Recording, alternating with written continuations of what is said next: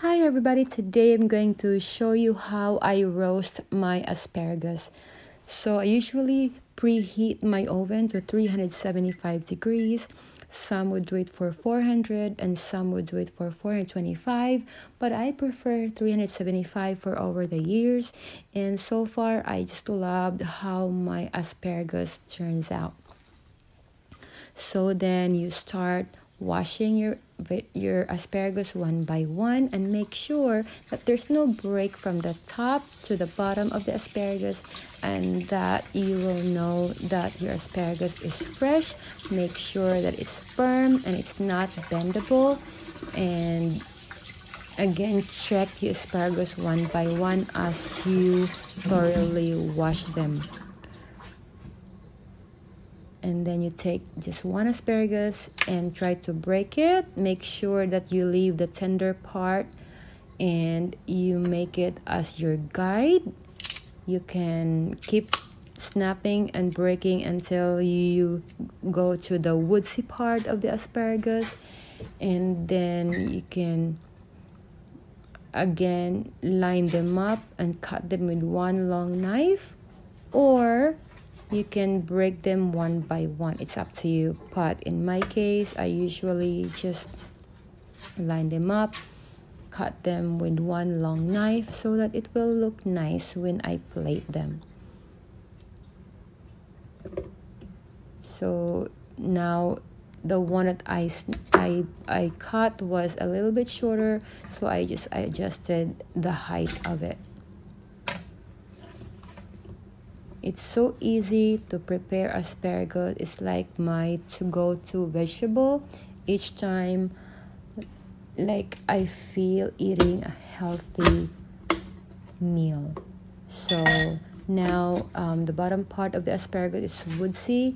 You trash them, and then I put the top part of the asparagus on the side as I grab my baking sheet.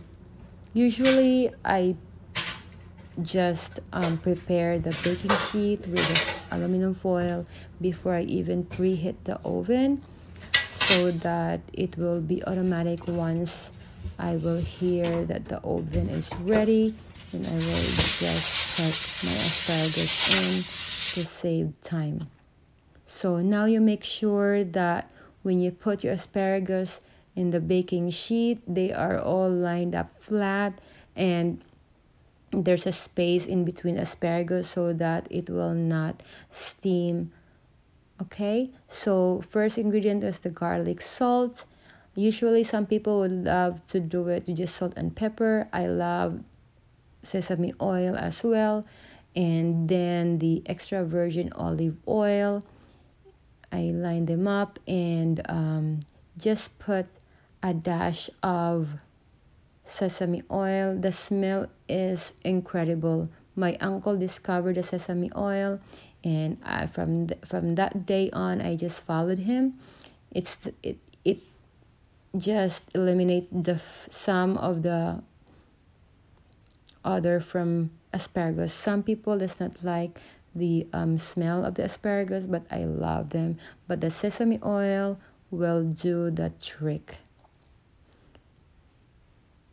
So I use my hand and just mix them all together, toss them so that the flavor will be well coordinated. So there you have it.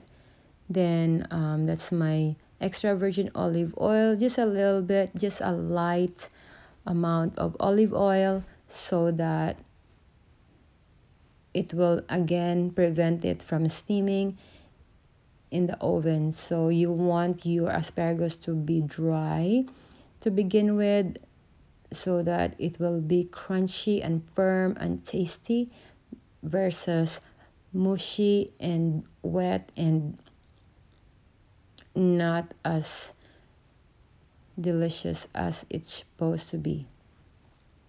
Then I just toss them around and then I arrange them. I have to wash my hands again and then put them in the oven for 15 minutes because my asparagus are thick. So right away, you make sure that you remove your baked asparagus from the pan right away so that it will not continue to cook and you retain the firmness of it. So some asparagus, the thin one, you have to bake it for 10 minutes. For the medium ones, maybe 12 minutes. And then for the thick ones, 15 minutes, or could be up to 18 minutes depending on how you like it. And so for my dinner, I put salmon there, medium-sized salmon, and hot water. Hot water is very important, especially in this pandemic. I just feel more relief. If I have anything abnormal in my throat, that like I feel like drinking that hot water, and it goes with my dinner.